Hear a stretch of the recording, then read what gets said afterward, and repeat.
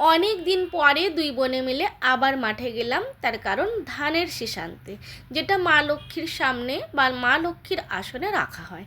আর এই ফলটা অনেকে জানো না, তাদের জন্য বলি, এটা কিন্তু আলপনা দেওয়ার ফল। আগেকার দিনে এই ফলটা দিয়ে কিন্তু আলপনা দেওয়া হতো, আমরা যাকে বলি ঘরোয়া কথায় ঝুঁটি দেওয়া। তো এই ফলটা দিয়ে ঝুঁটি দেওয়া হতো। তোমাদের সাথে আজকে শেয়ার করব গ্রামের রাস্তায় আর মাঠে খুব সুন্দর অনেক রকম সবজি হয়েছে। কি কি সবজি হয়েছে সমস্ত কিছু তোমাদের সাথে ছোট্ট করে শেয়ার করব। খুব সুন্দর গ্রামের পরিবেশ। তো হ্যালো বন্ধুরা, welcome back to my YouTube channel. আশা করি তোমরা সবাই খুব ভালো আছো। আমার নতুন আরেকটি ব্লগে তোমাদের সবাইকে স্বাগত জানাই। মাঠের রাস্তা সত্যি ভীষণ ভীষণ ভীষণ ভালো লাগে, মানে হয়তো কম বলা হলো, কারণ এতটাই ভালো লাগে। এই যে ধানের শীষ কুড়িয়ে এনেছি। এবার বলি, ধান যখন কাটা হয়ে যায় তখন অনেক সময় শীষগুলো কিন্তু মাঠে পড়ে থাকে। তো আমরা সেই জন্যই শীষ আনতে গিয়েছিলাম, যে ধান তো কাটা হয়ে গেছে, ধান নিয়েও চলে গেছে। এবারে আমরা দুই বোনে মিলে অনেক জায়গায় কিন্তু ধানের শীষগুলো পড়ে থাকে। তো যেহেতু কাদা ছিল সেই জন্য আমরা নামতে পারিনি, জাস্ট উপরে উপরে অল্প একটুখানি নিয়ে এসেছি। নিচের দিকে নামলে কিন্তু অনেকটাই পাওয়া যেত, কিন্তু অনেকটাই কাদা ছিল, আমাদের পাগুলো দেবে যাচ্ছিলো। তো ওই জন্য ওপরে ওপরে যেটুকু পাওয়া যায় ততটুকুই আমরা ধানের শীষটা নিয়ে এসেছি। আর মাঠে যেতে সত্যিই ভীষণ ভালো লাগে। ইচ্ছে থাকে, চেষ্টা করি যে প্রতিবারে যাই, যখনই যাই গ্রামের দিকে ভাবি একটু মাঠে যাব, ঘুরে আসব।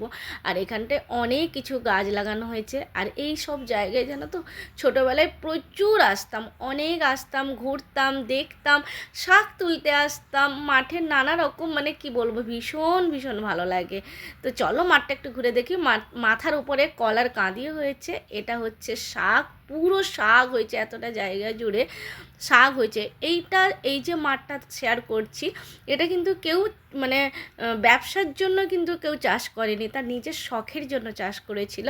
তো সেটাই তোমাদের সাথে ছোট্ট করে শেয়ার করছি। নানা রকম ওলকপি হয়েছে, ফুলকপি হয়েছে, নানা রকম শাক, পালং শাক থেকে শুরু করে পেঁয়াজ গাছ হয়েছে, তার সাথে ফুলের বাগানও করেছে, আর তার সাথে খুব সুন্দর একটা পুকুরও আছে।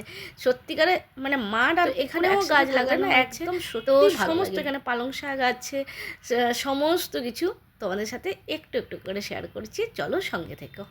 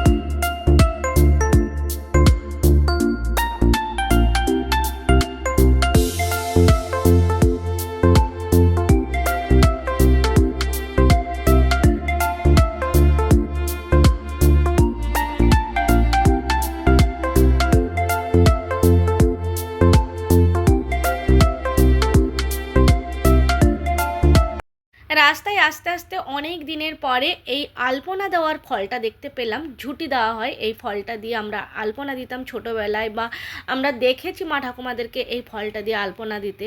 তো অনেক দিনের পর দেখতে পেলাম, তাই ভাবলাম তোমাদের সাথেও শেয়ার করি। গ্রামের রাস্তা, আর এটা হচ্ছে শাঁখালু বা চিনালুর ফল। তো এখানে অনেক হয়েছে। তো যাই হোক, সুপারি গাছে প্রচুর সুপারি হয়েছে, এখানে দেখতেও পাওয়া যাচ্ছে সুপারি অনেকটাই হয়েছে।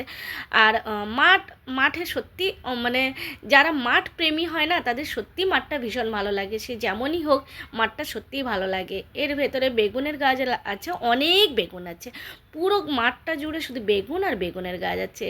এই যে ধানের শীষ মোটামুটি অল্প একটু কুড়িয়েছি, যেহেতু কাদা ছিল তাই আমরা নিচের দিকে নামিনি, মানে ওপরে ওপরে যেটুকু পাওয়া যায় সেটুকু নিয়েই বেরিয়ে এসেছি।